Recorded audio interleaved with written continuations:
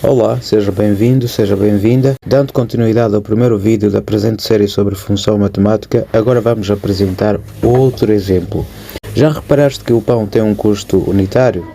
Aqui onde vivo, por exemplo, o pão que consumo tem um custo unitário de 5 meticais, ou seja, um pão custa 5 meticais. A pergunta é, quanto seria o custo de 2 pães? E o de 3?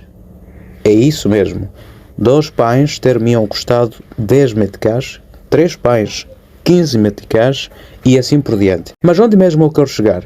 Na verdade eu quero mostrar que há uma relação nesta questão de pão e dinheiro e que tal relação é mesmo de dependência. Ou melhor, eu quero mostrar que existe função entre pão e dinheiro. Lembrando que nós já dissemos que onde existir uma relação de dependência, então aí existe função. Mas, e então, o que é que estaria em função do quê? Ou seja, o que é que seria dependente do quê? Será a quantidade de pães dependente de dinheiro? Ou é o dinheiro que depende da quantidade de pães?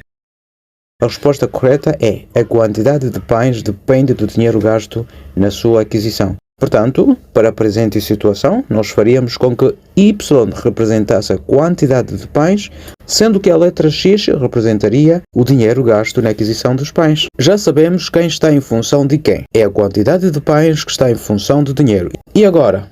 Agora vamos montar esta tabela horizontal de duas linhas.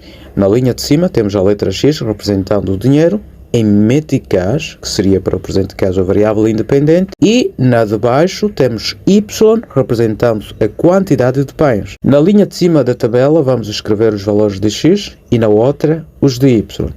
Como x representa dinheiro em meticais, nesta primeira linha da tabela eu vou escrever 5, 10 e 15, mesmo os valores que aqui temos. Na linha de baixo da tabela vamos escrever os valores de y, mas onde estão os valores de y? Para identificar os valores de y, precisamos apenas de responder à pergunta: o que é que representa y? Y é o número de pães. Assim sendo, os valores de y serão então 1, 2 e 3. Isto significa que com 5 meticais consigo um pão, com 10 meticais 2 pães e com 15, 3 pães. Teríamos assim esta função representada por meio de tabela.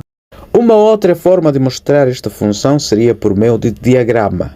Eu diria que um diagrama é uma curva fechada de formato oval ou circular dentro da qual escrevem-se os elementos acompanhados de pontos. Vamos nos aproveitar desta tabela e a partir dela podemos montar diagramas que também mostram a mesma função relativa a pães e dinheiro. Vamos criar um diagrama para cada linha daquela tabela. Teremos então 2 diagramas, já que a tabela tem 2 linhas. Os valores da primeira linha da tabela vamos escrever no diagrama da esquerda e os restantes valores, os da segunda linha da tabela, no diagrama da direita. Lembras-te das palavras objeto e imagem mencionadas na definição de função? Estas palavras? Estes valores do diagrama da esquerda, estes valores que obtivemos da primeira linha da tabela, que correspondem a x, são os objetos, e os outros, os da direita, que correspondem a y, estes aqui, são as imagens. Então, deste lado nós temos os objetos e deste as imagens. A representação de função por meio do diagrama está quase pronta, porém faltam agora os pontos e as setas. Ponto, ponto, ponto. Agora vamos apresentar as setas para fazer entender que a este dinheiro corresponde esta quantidade de pães, que com 10 meticais consigo 2 pães, com 15 meticais 3 pães. Ok. Quero aqui lembrar 2 coisas. Primeiro, que os diagramas também são usados para representar conjuntos, por isso que também se chamam diagramas de Venn.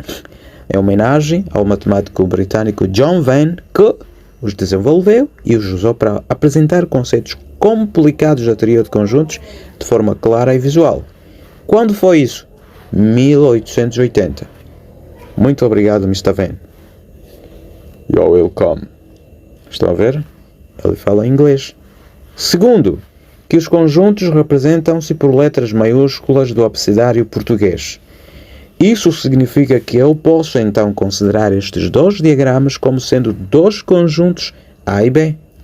Posso ainda dar nome a esta função? Vou chamá-la de f. Claro que poderia ter usado outra letra diferente da f. Ok?